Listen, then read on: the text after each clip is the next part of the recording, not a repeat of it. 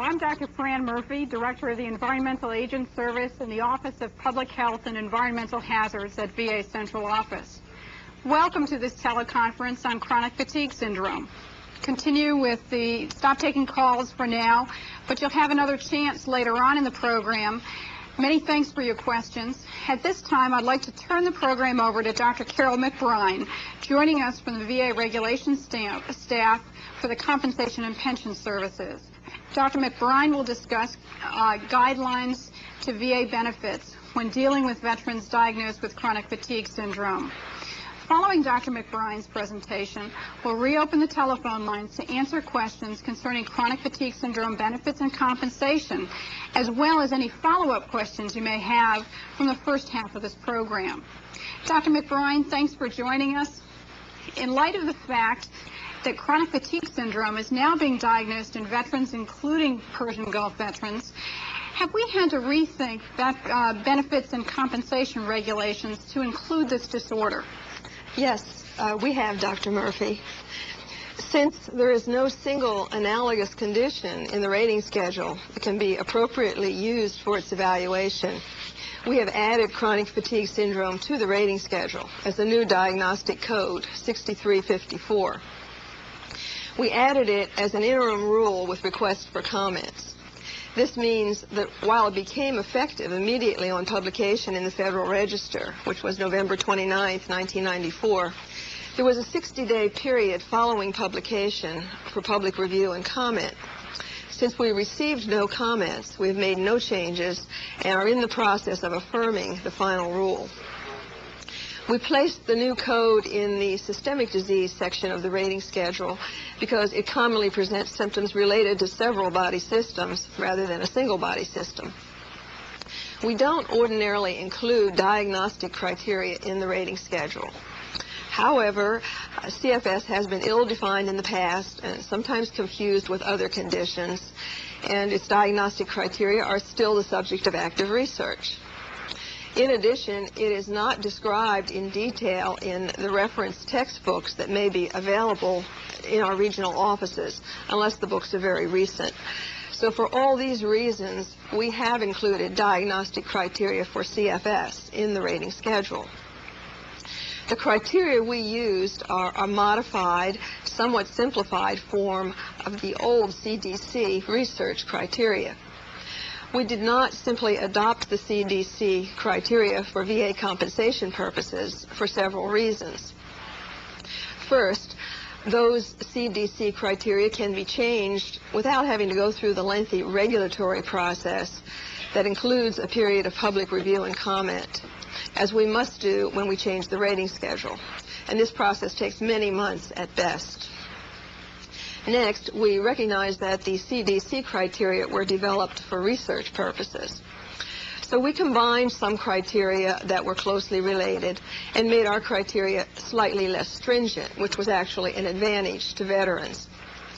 Finally, our list of possible criteria includes some of the objective signs. In dealing with a condition that has mainly subjective manifestations, any objective findings that may be present are important to utilize in order to establish VA compensation and determine its level of severity. One of the major objectives of the overall revision of the VA rating schedule that is currently underway is to make the criteria, to the extent possible, more objective and less ambiguous. There are three major requirements for the diagnosis of CFS for VA compensation purposes. There must be the new onset of debilitating fatigue that is severe enough to reduce daily activity below 50% of the usual level for at least 6 months. Second, other clinical conditions that may produce similar symptoms must be excluded by history, physical examination, and laboratory tests. And third, 6 out of 10 listed findings must be present. And those conditions are acute onset of the condition, low-grade fever, non-exudative pharyngitis, palpable or tender cervical or axillary lymph nodes, generalized muscle aches or weakness, fatigue lasting 24 hours or longer after exercise, headaches, of a type, severity, or pattern that is different from the headaches in the premorbid state, migratory joint pains, neuropsychologic symptoms, or sleep disturbance. These requirements will be included in the computerized physician's guide when it is updated. We will base the evaluation of CFS on three things: the level of restriction of activities in comparison with the pre-illness level, the extent of periods of incapacitation, and whether symptoms are being controlled by continuous medication. And for our purposes, we define a period of incapacitation as requiring bed rest and treatment by a physician. Furthermore, these restrictions and periods of incapacitation may be based on either the debilitating fatigue, cognitive impairments, such as the inability to concentrate, forgetfulness, confusion, etc., or a combination of the other signs and symptoms. For example, headaches, muscle aches, and joint pains might combine to produce periods of incapacitation or to restrict daily activities, or the cognitive impairments or fatigue alone might be disabling to various degrees. The examiner must provide information on those aspects of CFS and must specifically address restriction of activities, periods of incapacitation, and control of symptoms by medication. We have provided 10, 20, 40, 60, and 100% evaluation levels because we know that this condition may produce any level of disability, including total disability. For example, criteria for the 20% level are debilitating fatigue, cognitive impairments, or a combination of other signs and symptoms that are nearly constant and restrict routine daily activities by less than 25% of the pre-illness level, or which wax and wane, resulting in periods of incapacitation of at least 2 but less than 4 weeks total duration per year. To make a determination of 20% disability, we need the examining physician to specify the level of restriction of activities in comparison with the pre-illness level. This might be provided as an estimate of the percentage of restriction based on the patient's report.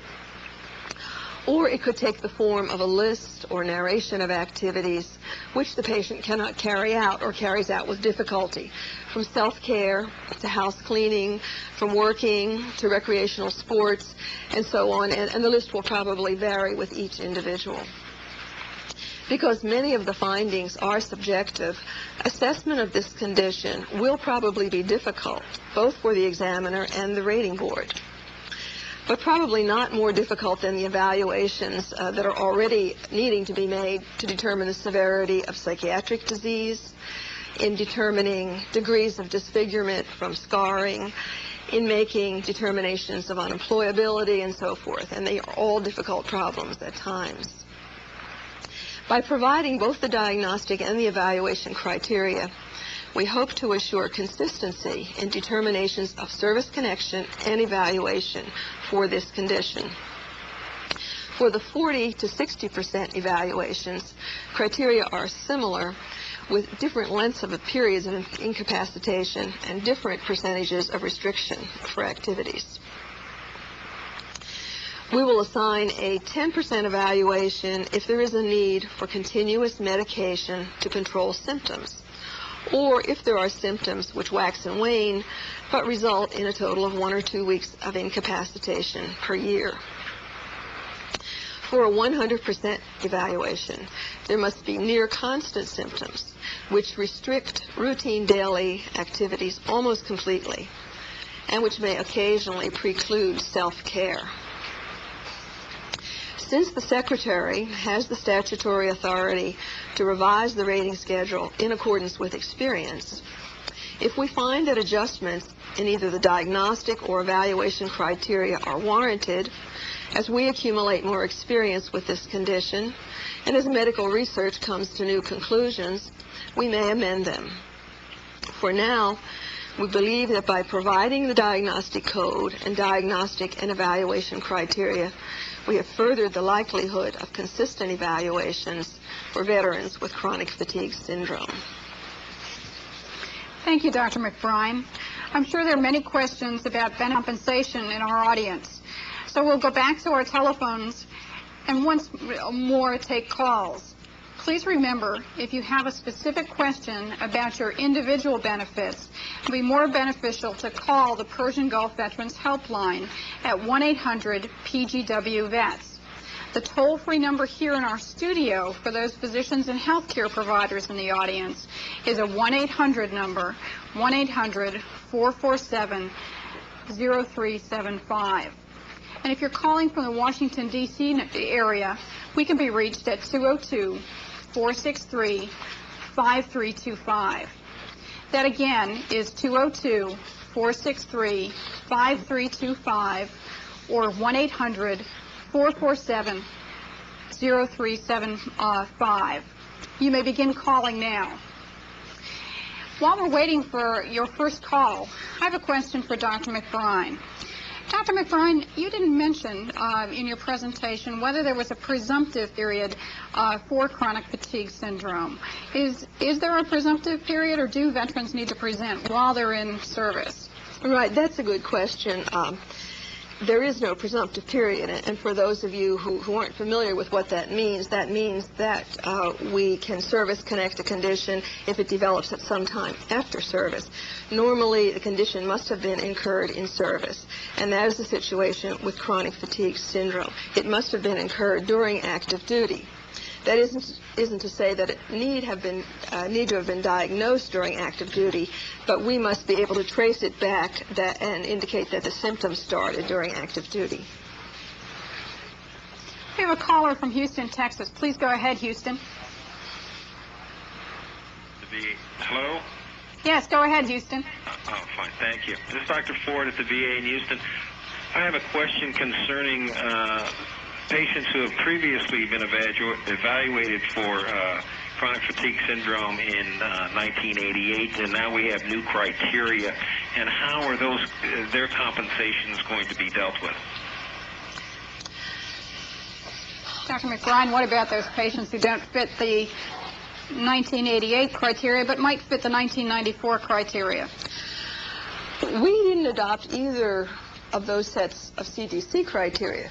As I discussed, we established our own set of criteria for VA compensation purposes, which are not a great deal different from either set of criteria, actually. And I don't think in the long run it's going to make a great deal of difference in how veterans are being service-connected and evaluated. I think they're fairly liberal and yet require that there be enough there so that we can do the evaluations consistently. We have another caller from San Antonio, Texas. Please go ahead, San Antonio.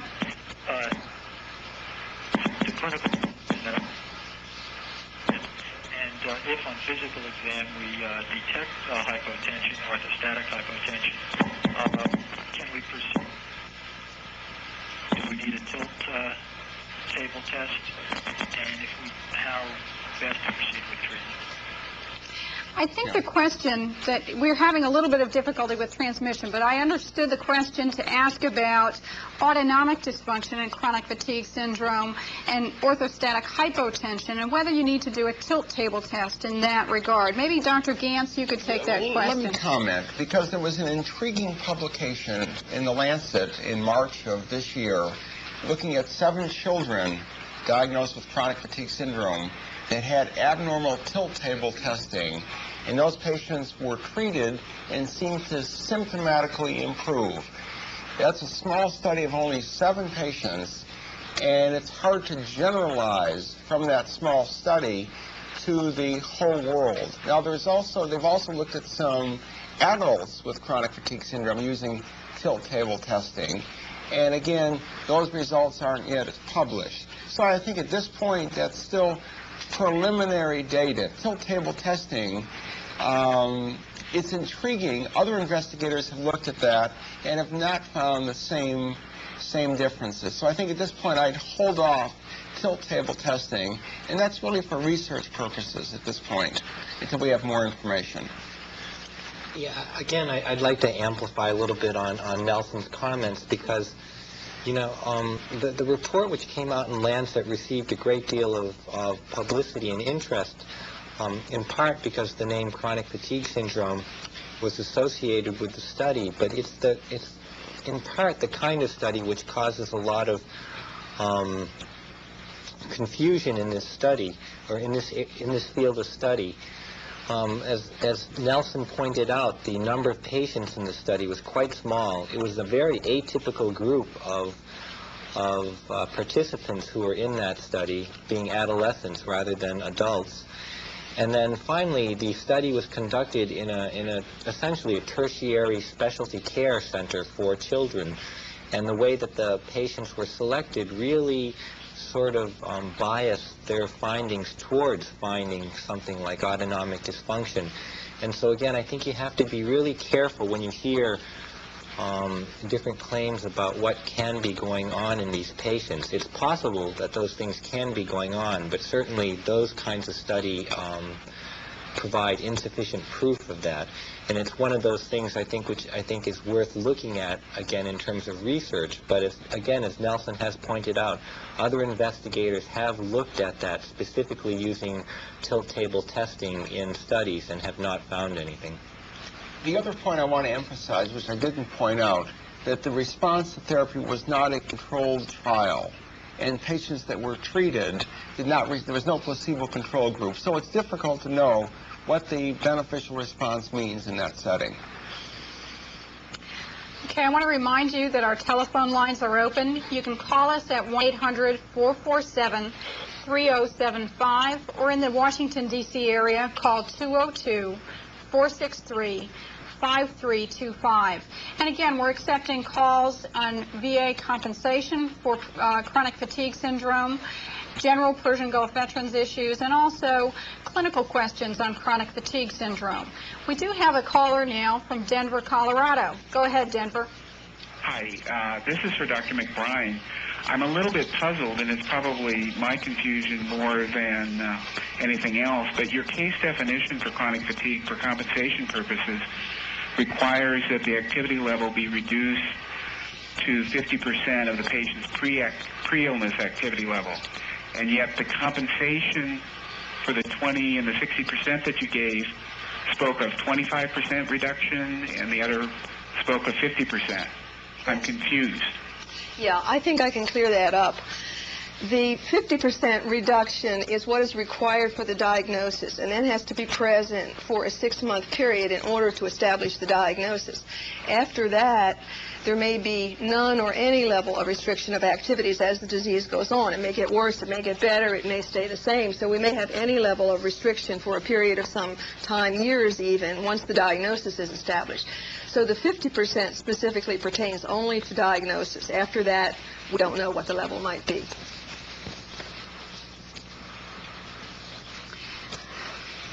Dr. McBride, we also have regulations for undiagnosed illnesses in Persian Gulf veterans. If you had a veteran who had chronic fatigue and muscle pain but did not otherwise fit the criteria, how would you best try to get them compensation under VA regulations? Well, for the Persian Gulf veterans, this is not too great a problem, because we do have this special regulation that allows service connection for undiagnosed illnesses that have developed within a 2-year period after they leave the Persian Gulf area.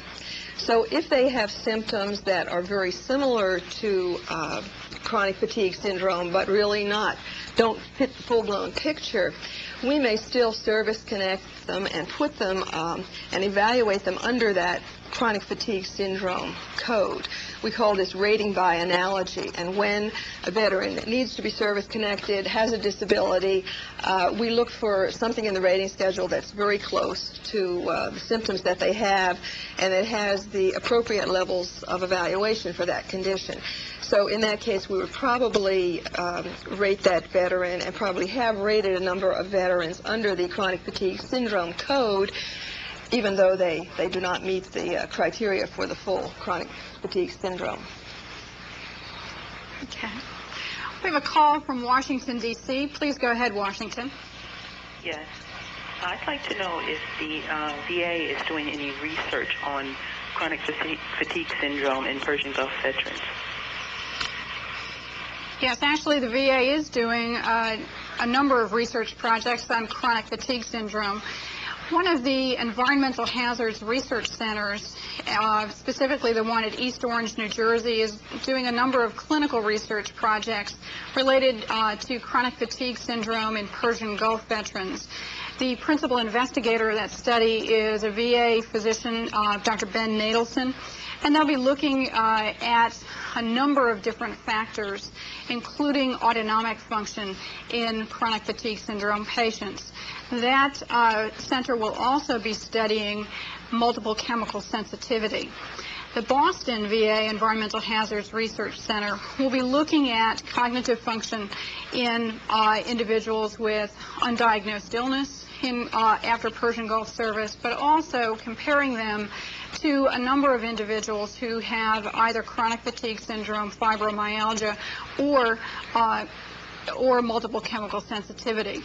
So there are a number of very interesting research projects going on, and we look forward to seeing the results. We have a call from Madison, Wisconsin. Please go ahead, Madison. Yes, I have a question for Dr. McBride. Is there any estimate as to the number of veterans that have been adjudicated as service-connected for chronic fatigue syndrome? And in the case of Persian Gulf veterans, are their claims being adjudicated at the specialized VA regional offices nationwide? Thank you for your good program. Yes, the claims are being evaluated in those local, specialized offices, yes. And until this regulation went into effect and we added chronic fatigue syndrome to the schedule, we really don't have a good way of tracking from our usual statistical lineup how many veterans, how many Persian Gulf veterans specifically were diagnosed as chronic fatigue syndrome. However, since November 29th, 1994, we have had a quarterly report of our statistics, and I can tell you that in that first quarter, we had 8 veterans diagnosed with chronic fatigue syndrome. Now, many of the Persian Gulf veterans could possibly have fallen in the area of undiagnosed illnesses, and they would not be included in that 8. They would probably be separately included. And because they have to be rated by analogy, they fall into a category that we can't follow by those statistics. So I don't know overall, but I can tell you that there have been 8 in the first quarter, and at least some of those I know were Persian Gulf veterans. We've got a caller from Denver, Colorado. Go ahead. Hi, this is Dr. Steve. This is a question for Dr. McBride.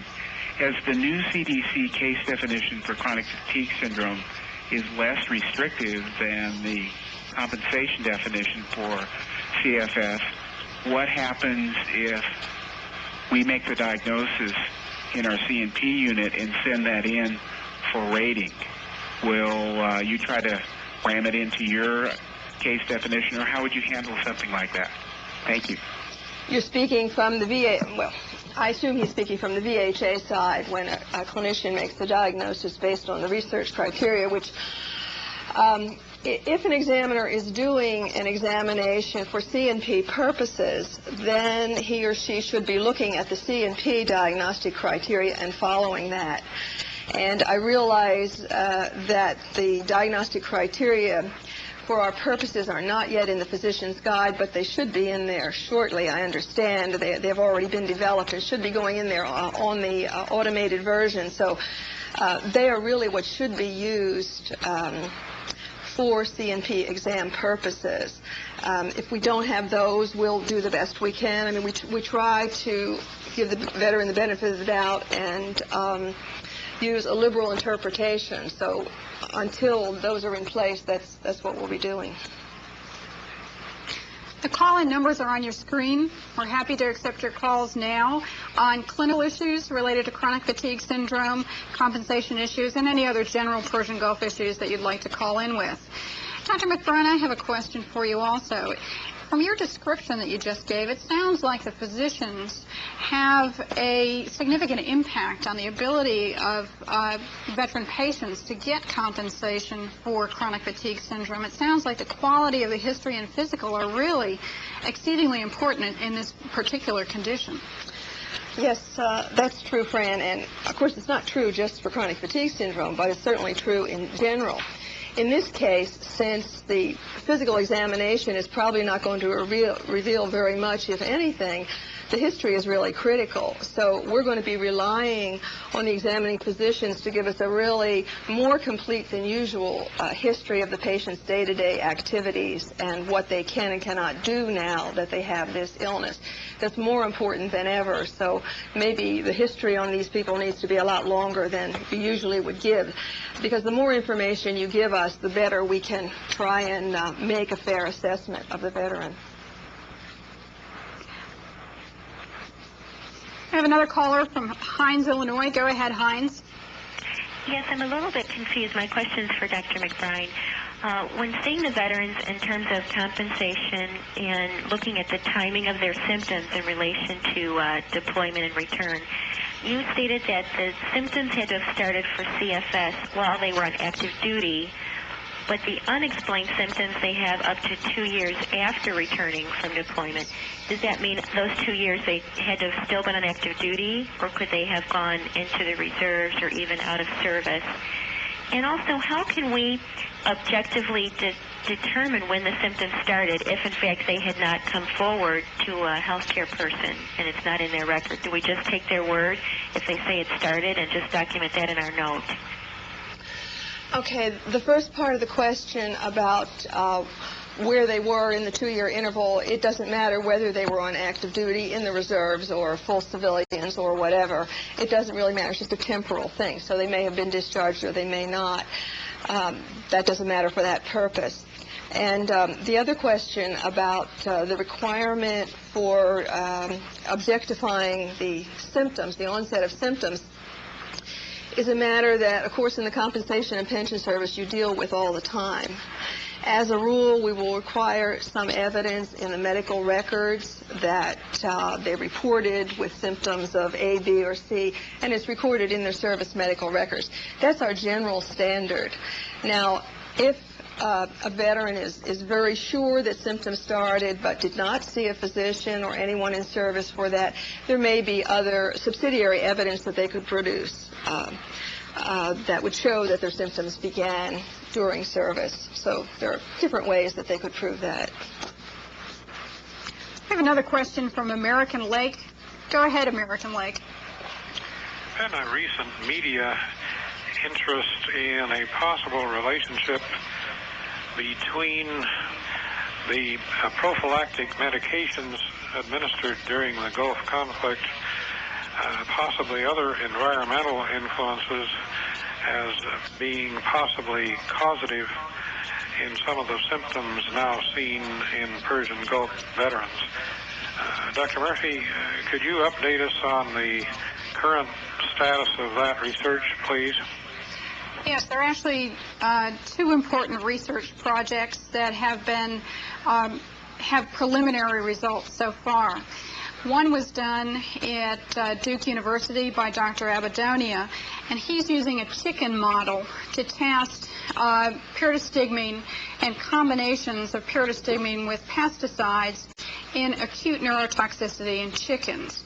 Now, I want to stress that that is very preliminary information. It's essentially what toxicity the chickens show after getting either subcutaneous or gavage doses of pyridostigmine and pesticides in combination over a 60-day period. What Dr. Abadonia has described in the media is that the chickens start to have leg weakness and stumble about a day or two after being given a combination of those agents, but not when a single agent is given alone. There are no other results available at this time on that information, and it should be very clear to the scientists and physicians in our audience that those results cannot be extrapolated to human populations or to the experience of Persian Gulf veterans, most of whom did not get sick at the time they were taking these medications or exposed to the pesticides in the Gulf, but had much more delayed or chronic illnesses. The other study that may be of interest in pyridostigmine and pesticides alone and in combination is an LD50 study that is being done by the U.S. Army. And that, at least preliminary results from that study, should be published soon, and you should watch for that. There seems to, again, be a more than additive effect of pyridostigmine with pesticides. But again, these are very early basic science studies and should not be extrapolated to any illness in humans, much less illness in Persian Gulf veterans.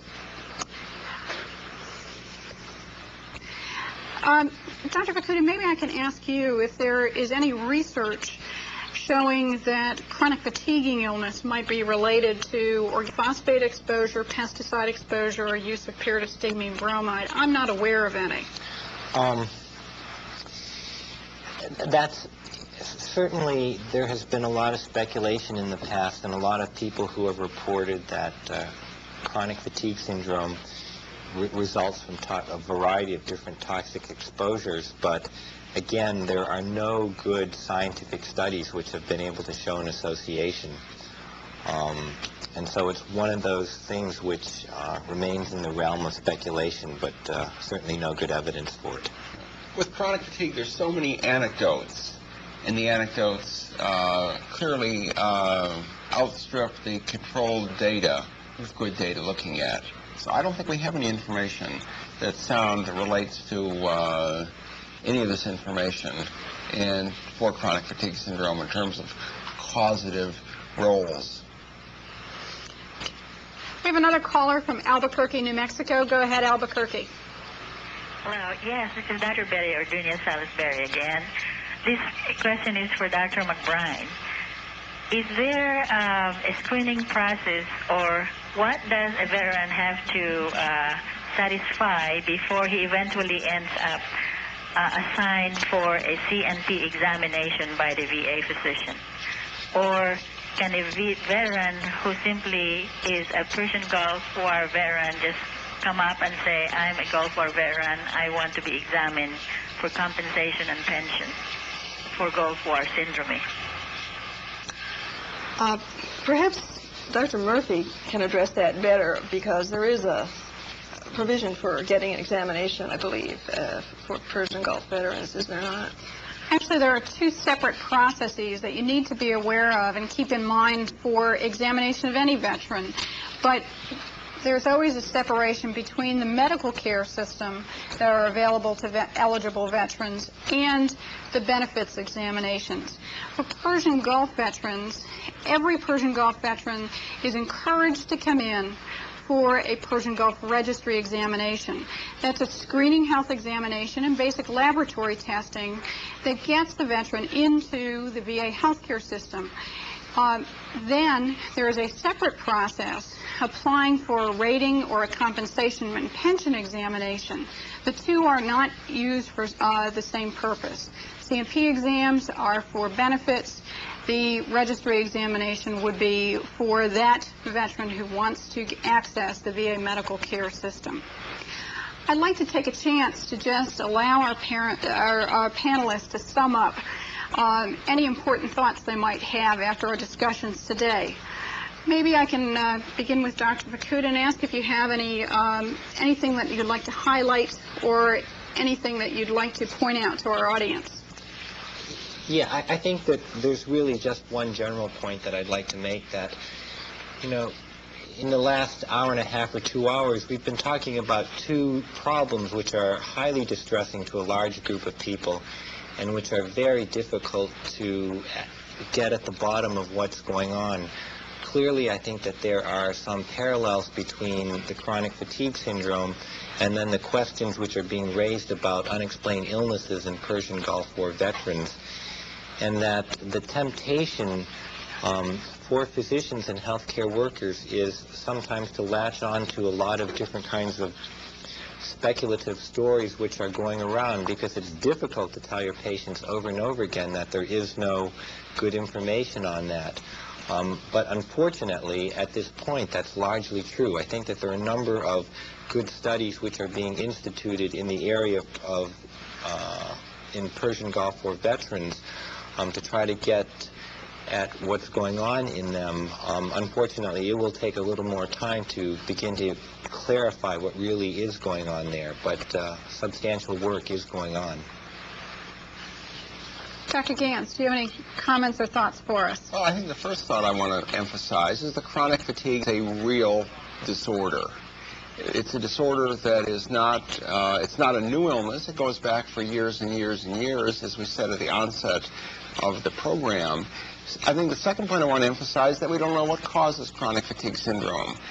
I think the third point, like so many illnesses in medicine, the key is a careful history for diagnosis, listening to patients' complaints, excluding other causes for the fatigue, and following patients over time to rule out any other medical problems that may occur. And the treatment is symptomatic therapy. And we do that for most diseases in medicine, except for infectious diseases, for which we can cure most diseases. We treat symptomatically, and people feel better. And for chronic fatigue syndrome, as I tried to outline, I think treating medicines for depression, helping people sleep better, helping medicines for controlling muscle and joint aches, clearly make people feel better, and I think makes good sense. Dr. McBride. Well, we know that there are a number of veterans disabled with this disability and related conditions, and I'm happy we were able to put something in the rating schedule that will allow some kind of a consistent evaluation for them, and we'll be interested in seeing how this evolves, since it is an evolving process, and maybe make some changes in the future to help make the evaluations even better. I'd like to thank all of you for your thoughtful questions. This program on chronic fatigue and its impact on our veterans, particularly those who served in the Persian Gulf, has been the sixth in a series of teleconferences on the subject of illnesses potentially associated with Persian Gulf War. We look forward to conferencing with you again soon, and in the meantime, please be in touch. Your comments and ideas are very important to us. Keep up the good work you're doing in caring for our nation's veterans. You're important to us, and you're important to their health care.